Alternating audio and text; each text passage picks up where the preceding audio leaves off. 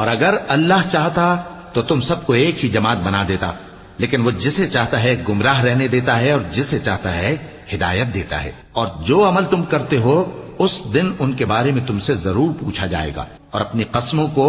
آپس میں اس بات کا ذریعہ نہ بناؤ کہ لوگوں کے قدم جم چکنے کے بعد لڑکھڑا جائیں، اور اس وجہ سے کہ تم نے لوگوں کو اللہ کے رستے سے روکا تم کو سزا چکھنی پڑے اور تمہیں بڑا سخت عذاب ملے۔ اور اللہ سے جو تم نے عہد کیا ہے اس کو مت بیچو اور اس کے بدلے تھوڑی سی قیمت نہ لو، کیونکہ ایفائے عہد کا جو صلہ اللہ کے ہاں مقرر ہے